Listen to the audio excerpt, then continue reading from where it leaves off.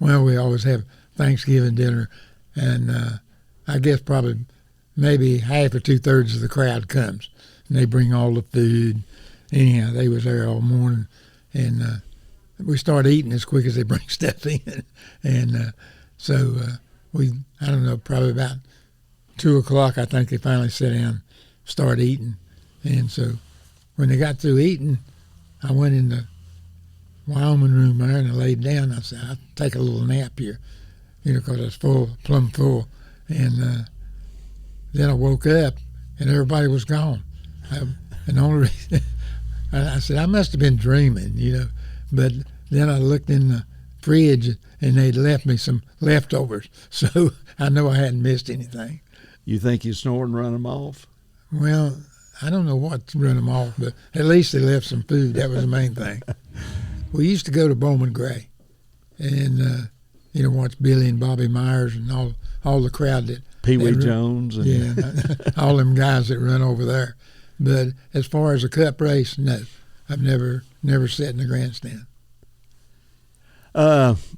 Yeah, I think we used to go to Martinsville, and when Lee was driving, way before Richard drove, and we'd get the car ready, I guess, and me and Maurice would go over on the backstretch when there wasn't just a bank over there and watch the race. And I know one time there wasn't no fence between the racetrack, just kind of a bank there, and two men got in a fight and fell out in the racetrack. And I think it slowed the race down a while, but I can't remember what I've done this morning so far, but I remember that.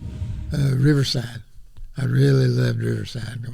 It had long straightaways and sharp corners and switchbacks and plenty of places to run off. Of course, they had some fences too, but I just really liked that racetrack. And, we went to a bunch of other racetracks. In fact, at one time in Augusta, Georgia, they had a road course. And I think they run it one time and never run it again. They never really finished it. We were in a race and it wasn't finished. It was dangerous. But anyhow, and then we ran, I guess we won a race in New York. What was that? Bridgehampton. That was a road course. It was a pretty neat road course. And then run New York, Watkins Glen. But and I think I run a few races at Sonoma. But I always liked Riverside as far as the road course. Yeah, he was really good at Riverside, but when we first went out there, he is always good there. And the car wouldn't stay under him. They didn't have special transmissions and stuff like that. And I guess the first time you went out there was in '69 when we went to Ford, and they had pretty good road racing equipment, and he won out there in '69. And did you win before that? Might have won in '64. I don't know. But Lord, he up through the S's, these people talked about that, and I went up there one time to see him, and people just wandering around, and they had somebody watching for him. They say, "Here he comes again." They'd all watch him come through the S's, and then he'd go back doing what they's doing. But it, like he said, it was a fun course for us. But we was out there in '63, I guess, and Pascal went rolling down the backstretch. Tore that thing all to pieces, man. Because that was in '63 and didn't have no brakes. What a feeling that must have been. And then, of course, Terry got hurt real bad out there in '82, I guess. So it. But then they changed the racetrack, right? Yeah, Then they put a dog leg. Yeah, it might have had the dog leg, okay. Richard. I'm not sure. Yeah, but they had to put the dog leg because they come down that backstretch, hell bent for leather, and it was a sharp corner down there, and you had to be on your toes and get it stopped. And the brakes weren't that good when we first started going out there. But the first time I went out there was 1958. Yeah. When your dad drove, and he was running for the championship, and me and Maurice drove the race car from right here where we sat out there, raced it, and drove it home. So I could talk 2 hours on that and not tell all of it. The more the merrier, I guess. Yes, it would be neat if they had more than the three, we run a lot of years with nothing but two, okay? And so the idea of having three made it better, I think.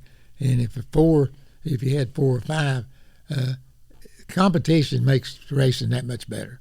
So if you had another manufacturer, there'd be a different kind of competition, and I think it would. I think overall it would really help the sport. It would help the racing part of it. Yeah, I'm like Richard. The more the merrier, and but in today's world racing, you could take a Ford, and probably within 2 hours, a crew could change it into a Chevrolet or a Toyota, and so it's. But it's still got the manufacturer's name on it. So yeah, the more the merrier.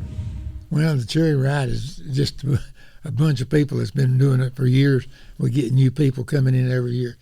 The big deal is it's just a big family, and but the main deal of the whole thing is that we run through the country or across the country or wherever we're running, and we do a lot of deals and make up money for Victory Junction, and that's the main deal of the motorcycle ride. To begin with, Kyle and them just sort of, a bunch of guys, let's just ride across the country. Then they figured out, hey, we can do this and use it, make a charity deal. And before Kyle and them dedicated all the monies going to Victory Junction, they used to stop at children's hospitals, and they'd give them $25,000 apiece, something like that. So we stopped all over the country.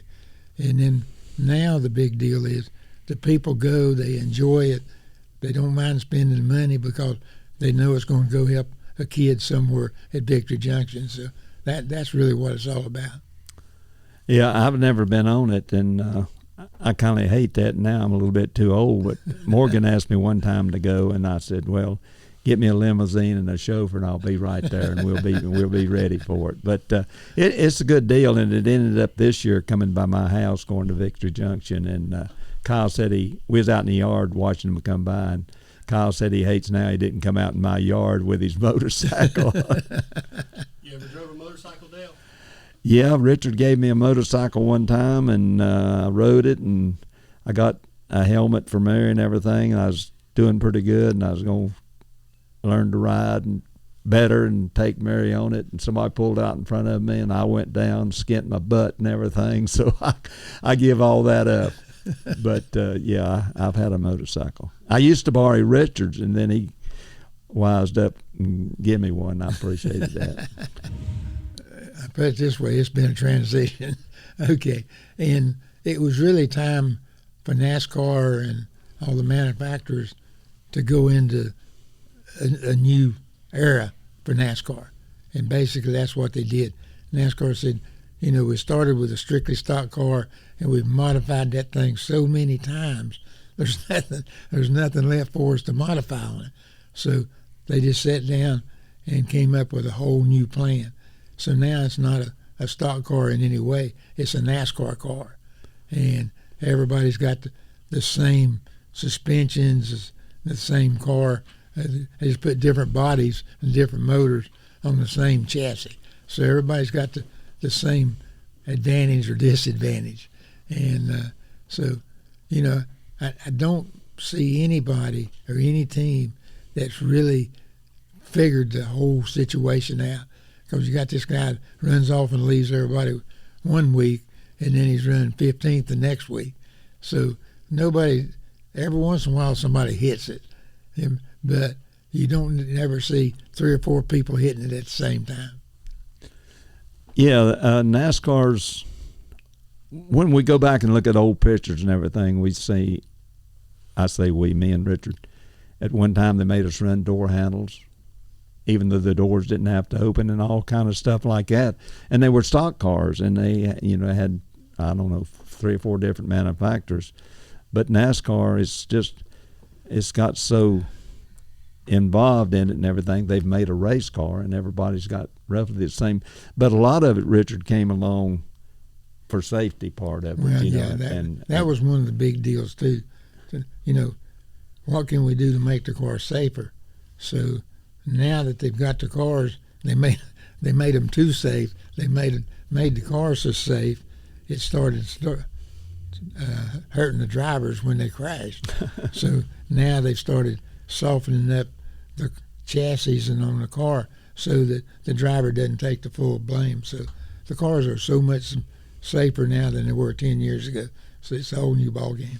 Yeah, and they show up being pretty equal on the racetrack. Then it gets back to the mistakes on pit road and the crew chiefs and the pit crew making 8.5-second pit stops. I'm exaggerating a little bit. They're getting close, but it's just unreal to what it was when we operated.